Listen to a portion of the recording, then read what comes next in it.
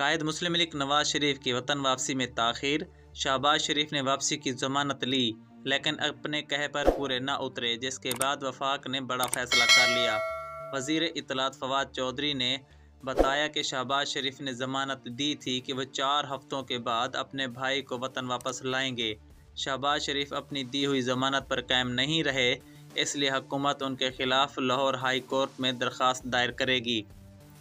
فواد چودھری نے مزید کہا کہ اصولاً تو عدالت کو اس حوالے سے از خود نوٹس لیتے ہوئے شہباز شریف کو طلب کرنا چاہیے، چونکہ ابھی تک لاہور ہائی کورٹ کی طرف سے اس معاملے پر کوئی کارروائی نہیں ہوئی، اس لیے وفاقی حکومت نے اس ضمن میں قومی اسمبلی میں قائد حزب اختلاف کے خلاف عدالتی کارروائی کے لیے لاہور ہائی کورٹ میں درخواست دینے کا فیصلہ کر لیا ہے۔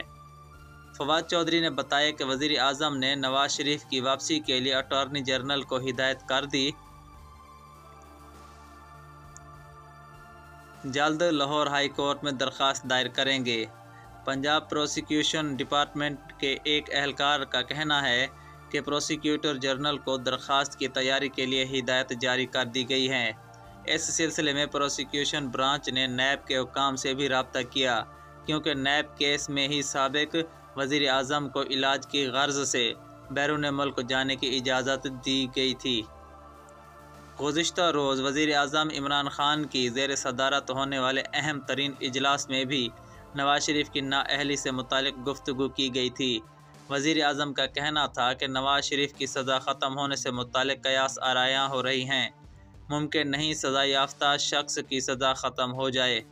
نواز شریف نے عوام کا پیسہ لوٹا اور باہر منتقل کیا، پاناما میں نواز شریف کا نام آیا، عدالت نے نااہل کیا، نواز شریف آج تک منی ٹرائل بھی نہیں دے سکے، نااہلی کیسے ختم ہو سکتی ہے؟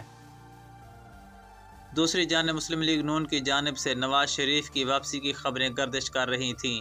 پاکستان مسلم لیگ نون کے ارکان پارلیمنٹ کی طرف سے ان کی جماعت کے قائد میاں نواز شریف کی واپسی کے متضاد دعووں کے بعد پی ٹی آئی حکومت نے قومی اسمبلی میں قائد حزب اختلاف میاں شہباز شریف کے خلاف قانونی کارروائی کا فیصلہ کیا ہے۔